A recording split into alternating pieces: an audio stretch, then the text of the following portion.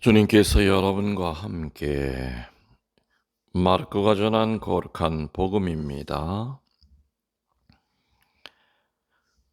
그때 예수님께서는 많은 군중을 보시고 가여운 마음이 드셨다. 그들이 목자 없는 양들 같았기 때문이다. 그래서 그들에게 많은 것을 가르쳐 주기 시작하셨다. 어느덧 늦은 시간이 되자 제자들이 예수님께 다가와 말하였다. 여기는 외딴 곳이고 시간도 이미 늦었습니다. 그러니 저들을 돌려보내시어 주변 촌락이나 마을로 가서 스스로 먹을 것을 사게 하십시오. 예수님께서 너희가 그들에게 먹을 것을 주어라 하고 이르시니 제자들은 그러면 저희가 가서 빵을 200데나리오너치나 사다가 그들을 먹이라는 말씀입니까? 하고 물었다. 예수님께서 그들에게 너희에게 빵이 몇 개나 있느냐? 가서 보아라 하고 이르셨다. 그들이 알아보고서 빵 5개 그리고 물고기 2마리가 있습니다. 하고 대답하였다. 예수님께서는 제자들에게 명령하시어 모두 푸른 풀밭에 한 무리씩 어울려 자리 잡게 하셨다. 그래서 사람들은 100명씩 또는 50명씩 떼를 지어 자리를 잡았다. 예수님께서는 빵 5개와 물고기 2마리를 손에 들고 하늘을 우러러 찬미를 드리신 다음 빵을 떼어 제자들에게 주시며 사람들에게 나누어 주도록 하셨다. 물고기 2마리도 모든 사람에게 나누어 주셨다. 사람들은 모두 배불리 먹었다. 그리고 남은 빵 조각과 물고기를 모으니 12광주리에 가득 찼다. 빵을 먹은 사람은 장정만도 5,000명이었다. 주님의 말씀입니다. 전미 예수님, 주님의 이름으로 평화를 빕니다. 주님의 공연 후 화요일 미사를 봉헌하고 있습니다. 많이 들어보셨던 복음일 겁니다. 왜냐하면 사복음서에 전부 다 나오기 때문이지요. 오늘 복음에서 예수님께서 보리떡 5개와 물고기 2마리를 가지고 남자만도 5,000명이나 먹이고 12광주리가 남게 되는 기적을 베푸신 이야기를 들었습니다. 남자만도 5,000명이죠. 글쎄요, 남자만 5,000명이니까 어느 집회든지 남자가 많습니까? 여자가 많습니까? 남자가 절대적으로 우세한 데는 남자 고등학교 아니면 군대뿐이 없습니다. 역사 이래 이 세상의 모든 모임에는 총칼로 여자를 못 오게 막지 않는다면 남자보다는 여자들이 훨씬 더 많이 모입니다. 많이 모이죠. 유대인들은 이렇게 먼 길 떠날 때 조그만 광주리를, 음식을 먹는 광주리를 갖고 다녔기 때문에 허허벌판에서 광주리가 어디 있었나 하고 시비 걸 필요는 없습니다. 광주리는 많이 있었을 겁니다. 오늘 이 오병이어의 기적, 우리 쉽게 해서 빵 5개와 이 물고기 2마리, 이 오병이어의 기적은 어느 한 개인을 치유시키거나 또는 어떤 한 개인을 구마시키는 기적이 아니라 남자만도 5,000명 이상이나 되는 군중들 앞에서 일어난 어마어마한 사건이었기 때문에 또 너무나 큰 기적이었기 때문에 사복음서에서 복음사가들은 한결같이 이 기적은 빼놓지 않고 언급하고 있습니다. 다 아시죠? 예수님께서 기적을 많이 행하셨습니다. 그런데 이 기적의 내용들이 사복음서에서 다 하나같이 똑같이 나오느냐? 그건 아닙니다. 어느 복음사가는 어느 기적을 더 인상 깊게 강조하고 있고요. 또 어떤 것은 빼놓고 기록을 했는데 또 다른 복음에는 그 빼놓고 기록된 것이 에, 또 정확하게 기록이 되어 있습니다. 근데 아무튼 사복음서 네 군데에서 하나도 빠지지 않고 있는 그 기적이 바로 이 오병이어의 기적이죠. 그 정도로 이 빵의 기적은 사복음사가가 다 기록했을 정도로 깊은 인상을 남기는 그런 큰 기적이었던 겁니다. 마태복음은 이제 측은한 마음이 들어서 음식을 오병이어의 기적을 일으키신 걸로 나옵니다. 그리고 또 치유 얘기가 나오고요. 누가복음은 하느님 나라를 설명을 합니다. 그리고 또 치유를 시킵니다. 요한복음은 아마 제일 간단히 이런 것들이 생략이 되어 있습니다. 근데 오늘 우리들이 들은 이 마르코복음은 오늘 복음에서 특별히 이 빵의 기적에 이제 집중하다 보면은 그냥 물고기 2마리랑 빵 5개만 가지고 그 먹였다고 하는 그 사실에만, 그 기적 자체에만, 결과에만 집중하다 보면 놓치기 쉬운 기절이 34절입니다. 34절에 어떤 말이 나오죠? 많은 군중을 보시고 가여운 마음이 드셨다. 그들이 목자 없는 양들 같았기 때문이다. 그래서 그들에게 많은 것을 가르쳐 주기 시작하셨다. 여러분이 알다시피 사복음서 가운데 마르코 복음을 원복음이라고 합니다. 제일 먼저 쓰여졌다는 것이지요. 아마 그래서 사복음서 가운데에서 그때 당시에 그 모습을 그래도 가장 정확하게 표현한 것이 마르코 복음이 아니겠는가. 이 마르코 복음에서는 많은 군중을 보시고 가여운 마음이 드셨다. 그 이유는 목자 없는 양들 같았기 때문이다. 그래서 뭐 주기 시작하셨다고요? 많은 것을 가르쳐 주기 시작하셨다. 가여운 마음의 그 내용, 뭐가 그렇게 가여우셨을까? 그 가여운 마음의 그 내용은 군중들의 육적인 배고픔이 아니었습니다. 당대의 지도자들, 스스로 목자라고 하는 자들은 많았지만서도 예수님이 볼 때는 목자 없는 양들과 같았기 때문에 가여운 마음이 드셨다고 하십니다. 목자라고 자칭하는 자들이 얼마나 많았겠습니까? 그 시대도 그렇고 지금 시대도 그렇죠. 목자라는 타이틀을 갖고 있는 그런 사람들 많습니다.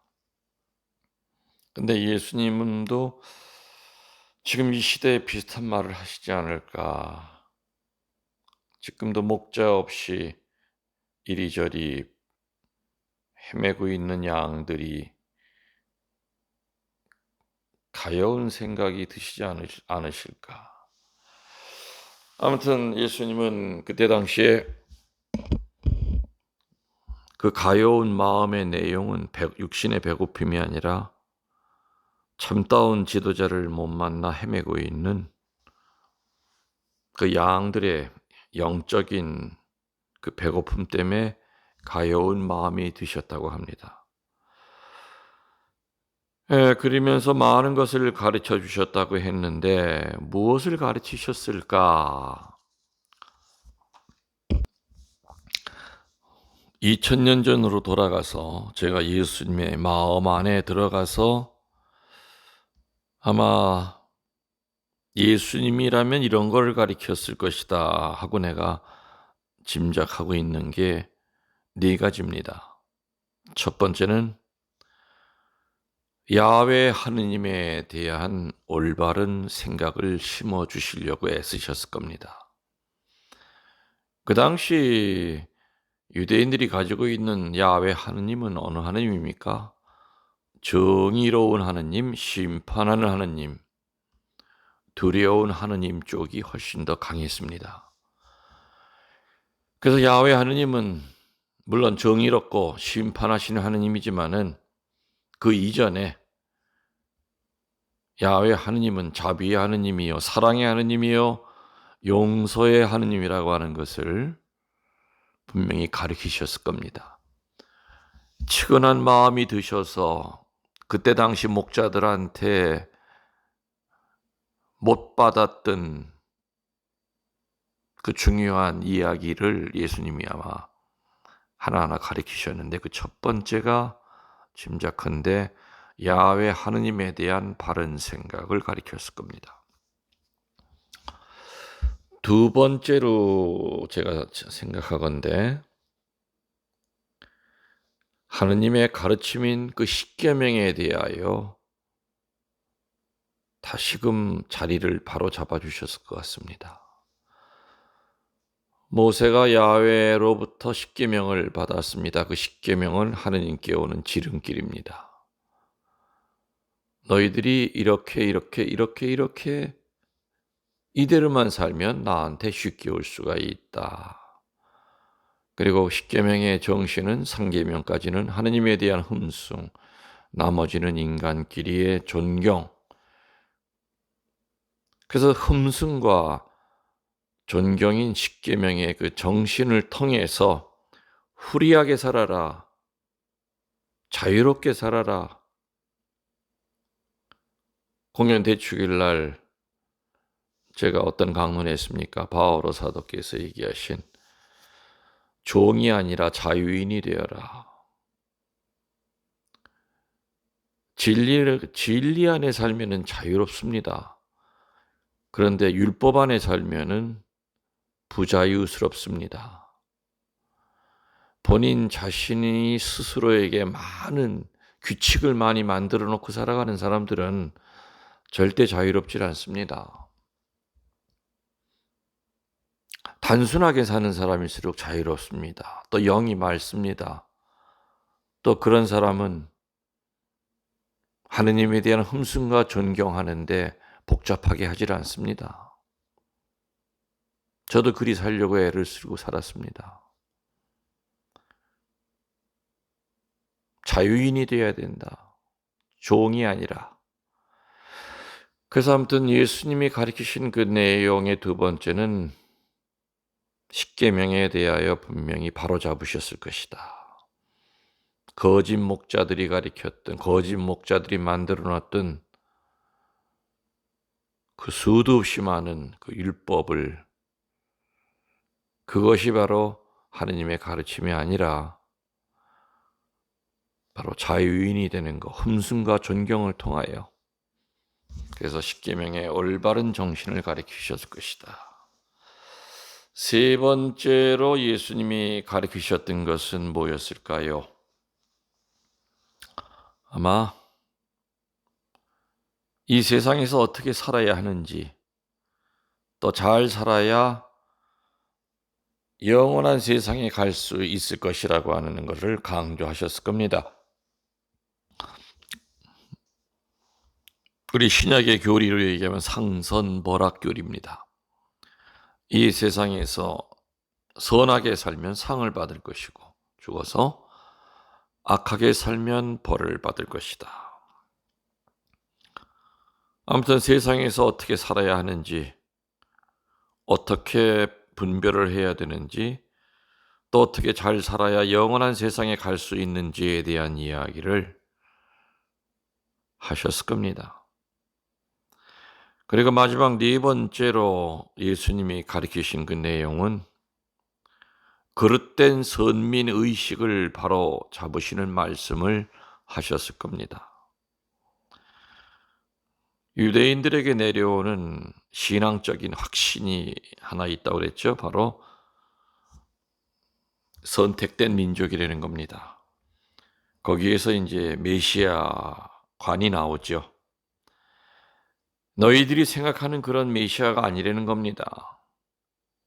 너희들이 기다리는 그 메시아는 너희들이 생각하는 그런 정치적이고 세속적인 메시아가 아니라는 겁니다. 그릇된 선민의식, 그릇된 메시아관을 바로잡으시는 말씀을 쉽게 하셨을 겁니다.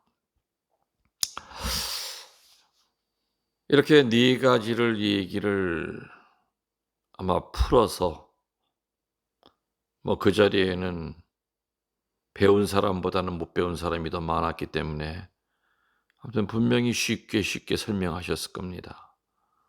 할머니 따라온 손주도 그 얘기 듣고 고개 끄덕거릴 수 있게끔 전부 다 나의 이야기로 들리게끔 한마디로 예수님은 그 많은 군중을 피정시키신 겁니다. 피정. 사실 이 피정이라고 하는 단어는 참 어려운 한자입니다. 피세정념. 그것의 줄임말이 피정이죠. 피세. 세상을 피해서 정념. 생각을 정화시키는 것이다. 그게 바로 피정입니다. 그 예수님 발치에 앉아서 예수님을 강사로 모시고 피정을 받았던 그들이 부럽습니다. 예수님의 발치에 앉아서 듣던 그들이 부럽습니다. 그렇죠? 아무튼 그래도 여러분들 너무 부러워하지 마십시오. 예수님께서 사제의 입을 통하여 또 김홍렬 신부의 입을 통하여 2000년 전에 예수님이 하셨던 그 내용들을 강론을 통하여 또는 피정 특강을 통하여 계속해서 해주고 계시기 때문에 그리고 말이 아니라 말씀을 전하고 있기 때문에 여러분들은 오히려 예수님 앞에서 들었던 사람보다 더 풍요롭고 성숙한 말씀을 이렇게 받아들이게끔 그렇게 되어 있는 분들입니다. 오늘 복음에 나오는 군중은 예수님을 피정 강사로 모시고 피정을 했던 겁니다. 그런데 예수님의 강의가 길어졌나 봅니다. 그러다 보니 해가 뉘엿뉘엿 하는 늦은 오후가 됐을 겁니다. 예수님도 저처럼 이 김웅열 신부처럼 짧게 하는 재주가 없으시고 시동 거는 데만 1시간이 걸리셨나 봅니다. 아무튼 예수님의 심정을 이해합니다. 저도. 양들에게 해줄 얘기는 많은데 시간은 짧고 마음이 급하셨겠죠. 그러다 보니까 해가 뉘엿뉘엿해졌던 겁니다. 옆에서 지켜보던 제자들이 예수님께 다가와서 말을 끊으면서 뭐라 그럽니까? 너무 시간이 흘렀습니다. 저 사람들 돌려보내서 스스로 해결하게 합시다.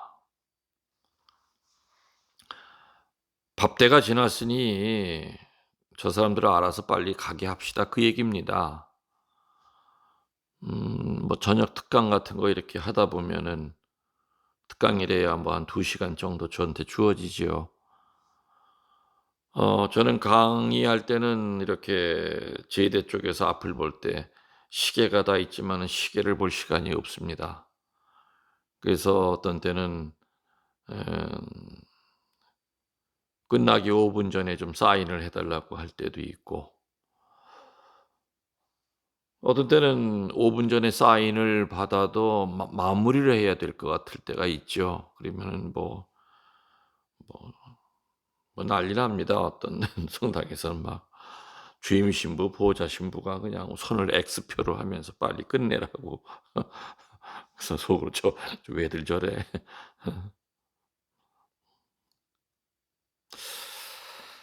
아무튼 그렇듯이 예수님이 피정하고 있는 중에 제자들이 말을 끊으면서 "너무 시간이 오버가 됐으니까 빨리 보냅시다." 뭐 어떻게 보면은 합리적인 생각입니다. 제자들의 그 생각이. 더 이상 뭐 좋은 생각은 없겠죠. 각자가 해결하는 방법밖에 없었습니다, 그때 당시에는. 그런데 예수님은 뭐라 그럽니까? "너희가 먹을 것을 주어라." 참 이게 예수님 제자들의 입장에서 말도 안 되는 소리였지요. "너희가 먹을 것을 주어라." 굉장히 비이성적이고 비합리적인 명령을 하시는 겁니다. 제자들은 피정하느라고 피곤하고 배고픈 사람들이 스스로 문제를 해결하게 하자는 것이었고, 뭐 이것이 당연히 합리적인 생각이었습니다.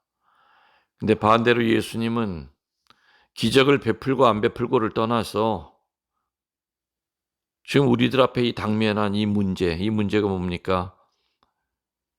피정하다 보니 밥대를 놓친 겁니다. 어떤 먹여야 됩니다, 이 사람들. 환자들이 많기 때문에 먹이지 않고 보냈다는 중간에 기진맥진해서 쓰러질 사람들도 많고, 잘못하면은 기온은 떨어지고 뭐 길이 제대로 있었겠습니까? 죽을 사람도 생길 수밖에 없는 이런 문제를 앞에다 두고 예수님은 "우리가 한번 해결해 보자." 하는 의중으로 제자들에게 얘기를 하고 있는 겁니다. 자, 오늘 복음에서 우리가 묵상할 거 이제 두 가지가 있는데, 첫 번째가 뭐냐? 이토록 하느님은 목자로서, 아버지로서 우리의 문제를 당신의 문제로 삼으시고 걱정하고 염려하신다는 사실은 우리들에게 큰 충격과 감동을 줍니다. 내 문제를 하느님이 당신 문제로 알고 해결하시려고 애를 쓰신다. 바로 이 얘기입니다. 이 얼마나 감사해야 될 일입니까? 네 걱정이 네 걱정이고 내 걱정이 내 걱정이 아니라 너의 걱정이 바로 나의 걱정이다. 바로 이 얘기지요. 그래서 우리들이 세상살이 어렵고 힘든 문제에 부딪힐 때마다 우리 혼자만 고민하고 우리 혼자만 끙끙거리고 우리 혼자만 가슴 아파하는 것이 아니라 바로 내 옆에서 우리가 그 문제 때문에 잠 못 들고 고민할 때 예수님도 같이 고민하고 계셨고요. 어떤 방법으로 해야만 이 아들이, 이 딸이 당면한 이 문제를 해결해 줄 수 있을까? 어떻게 분별력을 줘야만 하나하나 짚어나갈 수 있을까 하는 것을 예수님께서도 같이 고민하고 계시다고 하는 것은 우리에게 큰 위로가 되고 힘이 됩니다. 아멘. 두 번째로 오늘 복음에서 우리 묵상해야 될 것은 내 믿음의 깊이가 어느 정도인가입니다. 제자들의 믿음은 오늘 다 뽀록이 났습니다. 다 드러났습니다. 제자들은 입으로만 당연님을 예수님을 능력자 다윗의 대를 이을 왕이라고 믿고 있다고 이렇게 떠들어댔지만 그들의 믿음은 속이 다 들여다보이는 얕은 개울물 깊이의 믿음이었던 겁니다. 깊이를 잴 수 없는 깊은 바닷물 같은 믿음을 갖고 있다면 바로 요한복음에 나오는 안드레아처럼 예, 주님, 나가서 한번 음식 찾아보겠습니다. 그 다음에는 주님이 해결해 주실 거라고 믿습니다. 이러한 믿음의 깊이, 이게 우리가 본받아야 될 믿음입니다.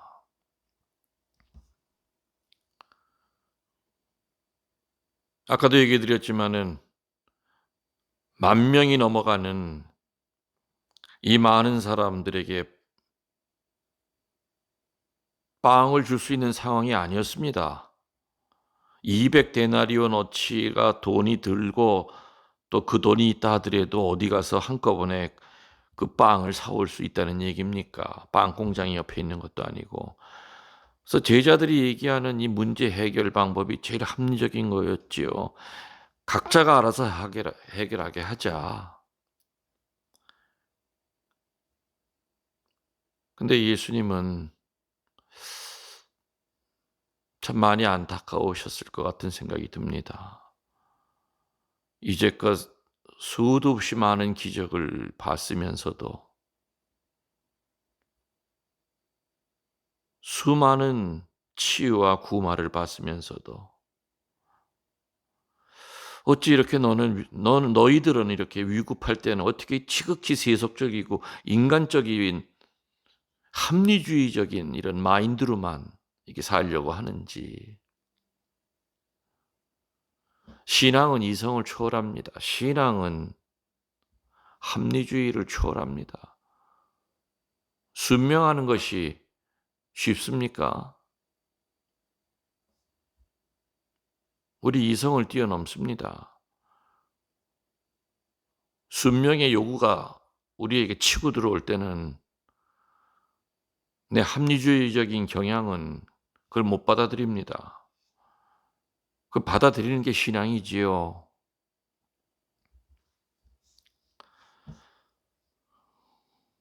오늘 예수님이 당연히 해결해 주실 거라고 하는 그 믿음을 못 갖고 있었던, 그리고 지극히 현실적이고 계산적인 이 제자들의 마음의 깊이, 예수님에 대한 그 믿음의 깊이가 다 드러났듯이, 여러분이 이런 경우라면은 요한복음에 나온 안드레아처럼 제가 한번 해결해 보겠습니다. 음식 있는 대로 한번 찾아와 보겠습니다. 그 다음은 주님이 당연히 해결해 주실 거라고 저는 믿습니다. 하면서 군중들 사이로 뛰어들어가는 이런 요한의 믿음. 요한복음에 필립은 뭐라 그럽니까? 왜 저한테 그러십니까? 이 많은 사람 어떻게 먹이라고 왜 저를 쳐다보면서 왜 그런 주문을 하십니까? 전 못해요. 근데 안드레아는 예수님이 늘 그리셨듯이 예수님의 가장 사랑하는 애제자처럼 그 사랑하는 제자 노릇을 합니다. 자, 숙제 내드리겠습니다. 이 오병이어의 기적 사복음서에서 찾아서 읽고 다른 점을 한번 찾아보십시오. 사복음서에서 어떻게 전개가 되고 있고, 아까 제가 간략하게 요점은 내가 얘기했습니다. 마태복음에는 측은한 마음이 들었다고 하는 표현이 나오고, 루카복음사가는 하느님 나라를 설명합니다. 또 요한복음에서는 측은한 마음, 하느님 나라 설명은 생략이 되면서 필리포와 그 요한의 아주 상반된 그 모습을 이렇게 드러냅니다. 드러냈죠. 아무튼 여러분들 숙제 내드리는 거, 사복음서에 나온 오병이어의 기적 좀 비교하시면서 뭐가 다르고 뭐가 같고 또 각 복음사가가 더 강조하고 싶은 것이 뭐였던가. 공통적인 것은 오병 이어가지고 장정만도 5천 명이 되는 사람들 먹였다는 겁니다. 그 큰 기적은 이제 큰 줄거리고 그 외에 우리들이 각각 복음에서 묵상할 것이 무엇인가를 한번 여러분들이 살펴보시면서 좀 공부 좀 하시면 좋겠습니다. 2000년 전에 예수님 앞에서 예수님이 가여운 마음이 들어서 가르쳤던 거, 그 네 가지 그거 기억하시고요. 하느님에 대하여, 하느님의 가르침인 십계명에 대하여 이 세상을 어떻게 살아야 영원한 세상에 갈 수 있는 것에 대하여, 그리고 그릇된 선민의식과 그릇된 메시아관을 바로 잡아 주셨다는 아마 이 네 가지를 얘기하시지 않았을까? 내가 예수 그리스도라 그런다면은 저도 이 네 가지를 분명히 가르쳤을 것 같습니다. 그것도 여러분들 잘 머리에 새겨 두시기 바랍니다. 여러분들 오늘 좋은 하루 되시고 행복하시고 여러분들 사랑하는 마음 오늘 말씀을 통해서 다 보냈고 또 하루 종일 여러분에게 제 사랑의 기운이 여러분을 감쌀 겁니다. 아멘.